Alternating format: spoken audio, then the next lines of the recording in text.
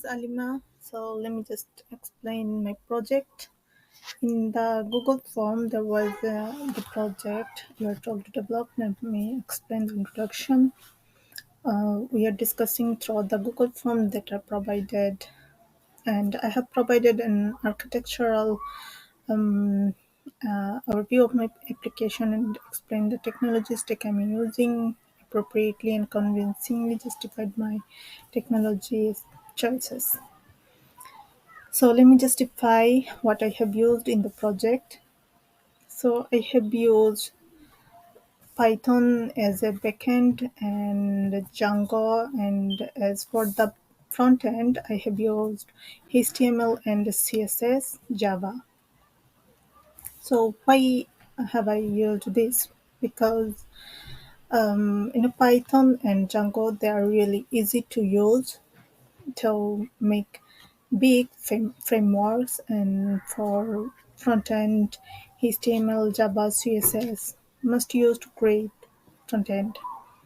And for the frameworks, I've used bootstraps to apply the logic at the backend. So the next question is, I have whether I have used any UML diagrams to document my application. Well, I have not provided any UML diagram because in the assignment there is a built-in diagram over there, and you see there are three portal here: library, student, and finance portal. So the student portal, yeah, I have not designed any UML diagram. I have just used a diagram that was already in the provided by the professor in our assignment. And I have demonstrated the happy path showing how all three services integrate. So let's see how all three services are integrated all together. Let me explain. Let's go to finance portal, and let's run the Docker. So Docker, open the PowerShell, go to finance directory, and type Docker compose up and -d. So it is showing that the containers started running and healthy. So let it run, and now let me run the CES book or library portal. Go to the PowerShell again and go to CES directory and type the command docker compose up -d again. So here it is also showing containers that are running. So okay, let's see if they are working on the localhost or not. So localhost 8081, and the finance port is running as well. Localhost 80, yeah, both are running perfectly. So now can see how the project is running. We can see that the student portal. Now we see, go to the VS Code to open the course of my project. In the new terminal, you see this is not Dockerized, it's not in the Docker, so I'm going to run them individually. These are the requirements. I am going to run them individually, and yeah, I need to install. To install the requirements, I can run them using terminal and pip install minus r requirement. Sorry, let me write requirement.txt. So all the requirements written in the package, all text file will be installed because these are already installed, so it shows that these requirements are already satisfied. Django is installed one time and it is installing again. So while it is installing, look at the diagram. Let's just wait for the Django to install. The packages are all installed. Let's now go to over there. Yeah, manage.python manage.py. We are now migrating the document here. So here you can see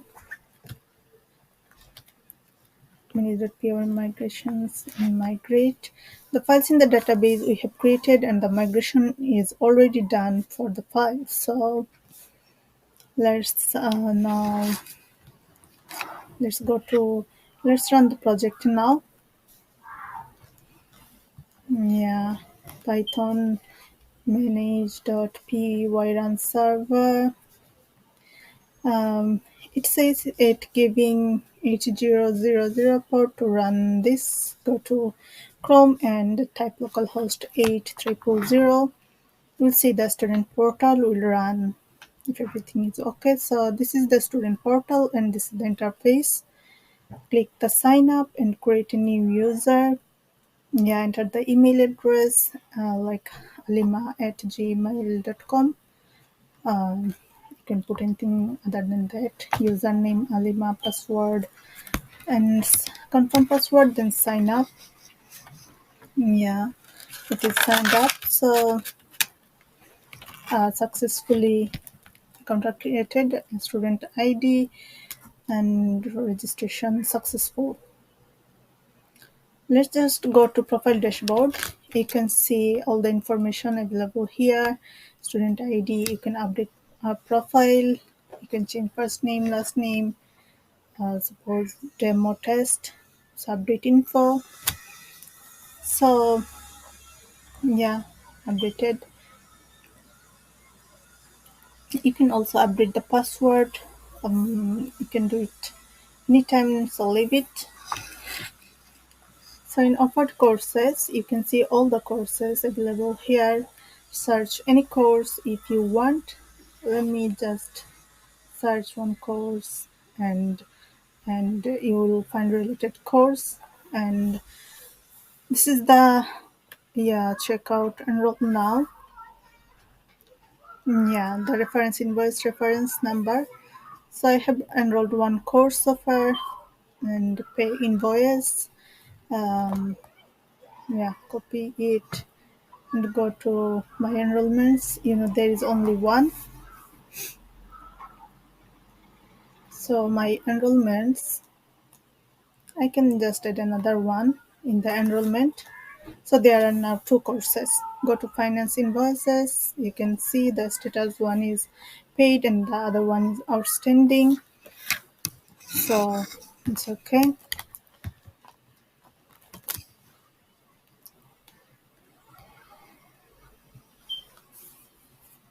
In the graduation status it says not eligible for graduate because we have not paid yet. So we will go to library info, copy paste the info, and go to library portal, copy paste the information and login. First, it wants a new pin, so successfully updated. So there is the course ICBN number. We can copy and borrow so the ICBN number, and we can return it the borrowed book anytime. You can check the date you have borrowed and returned, and the book in my account, and there is nothing overdue. So yeah, go to offered courses home. Um, let's just go to library info. Yeah. So in the form, um, I have explained how my application implements the microservices pattern. Well, to integrate this into, I have used this technique. There are many techniques available here, alternative approaches as well for instance WebSocket and so on. But the one I have used is easier because it's really easy to manage all the APIs for this assignment. So in dependency, you can see that it is already mentioned in the project that there are three portals: student portal, library portal, and finance portal. So whatever in the student portal, we are not running library or finance.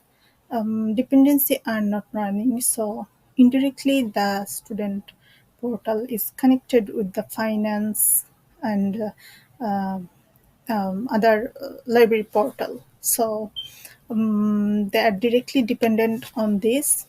So there is the dependencies. There's are directly connected with the student portal. So I have used these dependencies. Okay, all the dependencies I have used to connect these modules, run them smoothly. So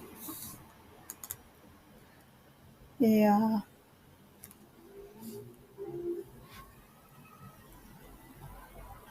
The next question is, I have described the service integration approach used in my implementation and discussed at least one alternative commonly used in the industry. Uh, as you have noticed, I have already discussed the integration approach. Um, I have yeah, already discussed it. I have justified my selection and implementation decisions. So to use Django and all the dependencies we have, why we have chosen all these? The thing is, we have chosen Django because it is simple and easy to use. There are so many components and modules available here. So we have used all the dependencies. And so far, the next question, I have provided a concrete example of Hive RESTful API. So the student portal, through these APIs, it creates a request through the to the finance portal, and after a successful registration, it goes to the library portal as well. So all these three are connected. So the API requests are accepted and transferred to another one. So whatever we do, that's how it works. Requests are transferred and accepted through the APIs. Now for testing, yeah, we have built-in testing here. So for testing, we have just put built-in testing and python manage.py test. This is the command that I have used. So we have created the testing. So all the test cases are running. Yeah, it took only 9.822 seconds, and that's okay. Yeah, that's good. So I have I have already mentioned all of these things in the report, how I have tested and how I have done all the things. So in the development testing, we have used the test cases, and it's showing that all the test cases are running, and yeah, so it's good.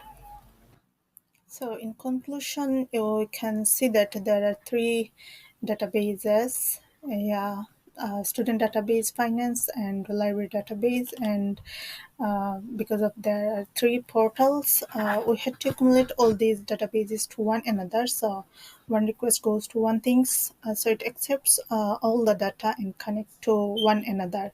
The updates it regularly so that it doesn't contradict to each other.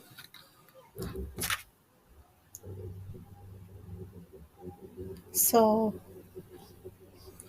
I have discussed my product limitation.